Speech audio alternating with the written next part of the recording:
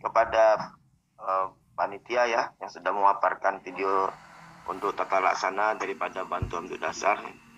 Mungkin bisa diputarkan kembali. Kita masuk ke external compression. Ini kasus adalah kasus pasien ataupun seorang laki-laki dewasa mengalami chest pain. Kemudian tiba-tiba jatuh dan tidak bergerak.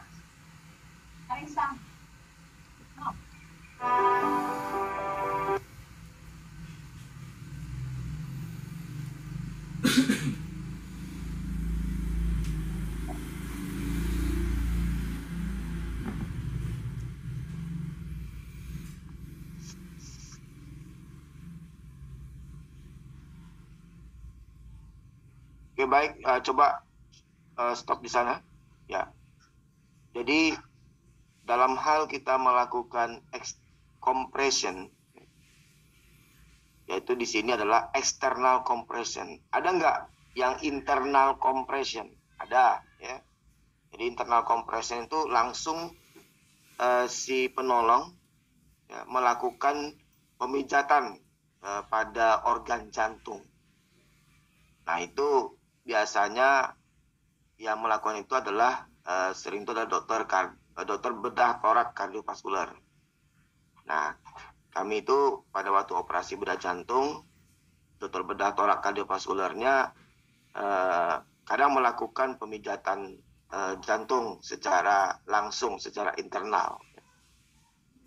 Nah, yang ini adalah eksternal.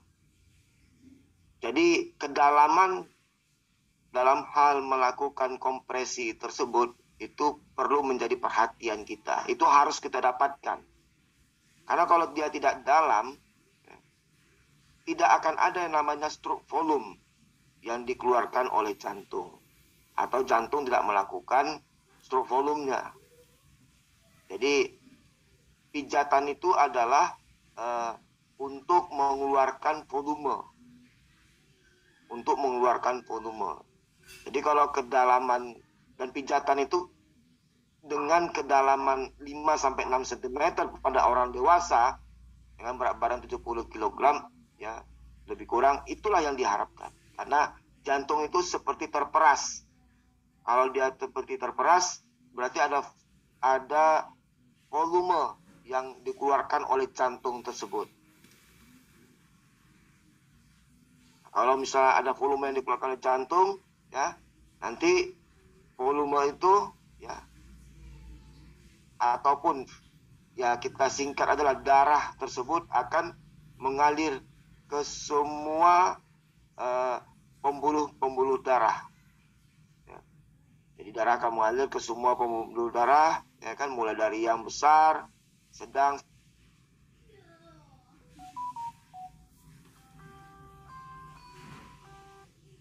ke semua jaringan organ tubuh. Nah, jadi itu yang diharapkan dengan kita melakukan external compression secara tepat. Nah, di mana titiknya tersebut, titik pijatannya itu, titik kompresinya itu adalah di tengah sternum. Setengah sternum dengan dua garis yang menghubungkan kedua puting susu. Nah, disitulah ya kan tumit tangan kita itu kita letakkan. Bisa yang kiri di bawah atau yang kanan di bawah, terserah saja. Kenapa harus penekanan itu di bawah sternum? Ya, maaf, kenapa harus penekanan itu harus di tengah sternum? Karena badan jantung itu letaknya di bawah sternum. Ya, seperti yang saya terangkan kemarin, ya, apexnya memang agak ke kiri, tapi jangan kita tekan. Ya, di iga ataupun di samping daripada sternum itu kan adalah tempat tautan iga. Nanti iganya akan patah itu.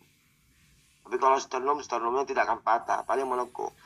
Kalau sternumnya sudah patah duluan, ya, misalnya pada pasien-pasien dengan kecelakaan lalu lintas, biasanya udah mati di tempat. Ya.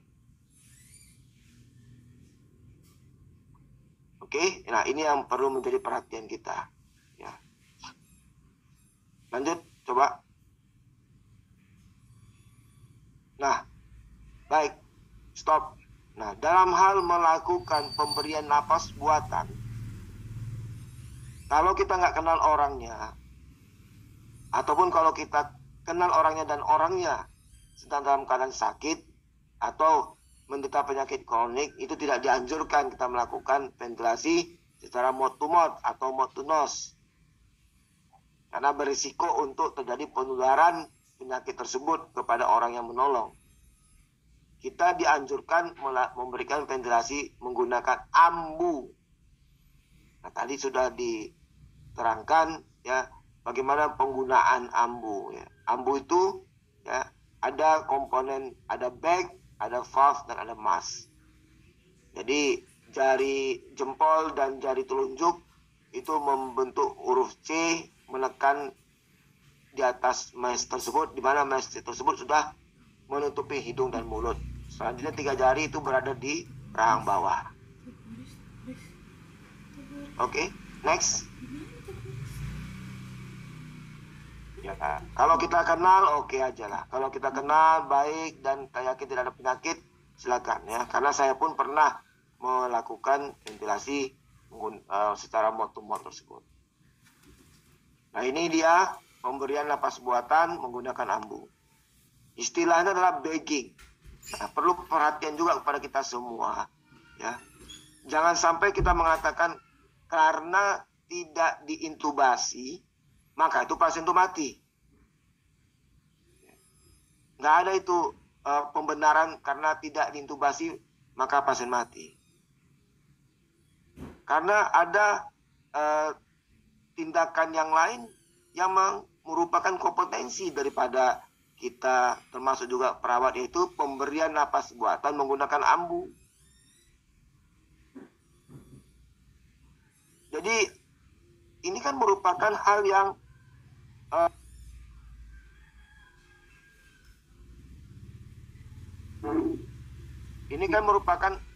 yang bisa kita lakukan.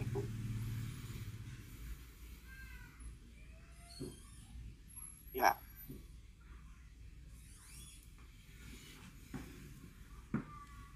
Jadi melakukan pemberian napas buatan menggunakan ambu ini merupakan hal yang bisa kita lakukan baik di IGD rumah sakit ataupun di ruang lingkup rumah sakit, termasuk juga di puskesmas maupun FKTP. Jadi pemberian napas buatan menggunakan ambu ini ya kan suatu hal yang kompetensi, bukan hanya pada dokter saja, tetapi juga pada perawat.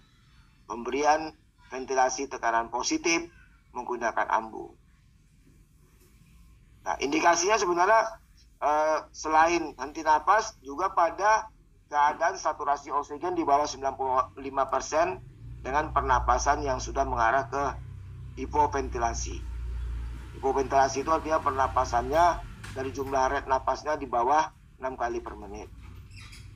Ini sudah wajib kita berikan napas buatan menggunakan ambu. Nah, kalau ambunya tidak tersambung dengan sumber oksigen, berarti fraksi oksigen yang diberikan kepada pasien itu hanya 20%. Jika sudah tersambung dengan sumber oksigen, fraksi yang diberikan kepada pasien itu bisa sampai 100%. Oke Bapak Ibu sekalian, sahabat-sahabat sekalian, teman-teman sejawat, next. Kita masuk ke recovery position ya. Selamat datang. Lakukan kendala 1, silakan tekan dan ambil batu.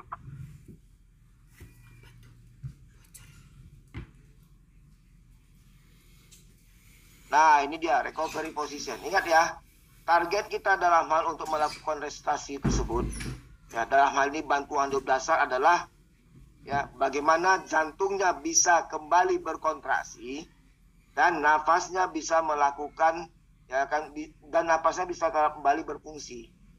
Nafas itu ya kan berfungsi ya, ada proses inspirasi dan ada ekspirasi, ada dada yang naik, ada dada yang turun. Jika jantung sudah kembali berdenyut, napas sudah kembali terlihat ya, pasien tersebut sudah mulai bernapas.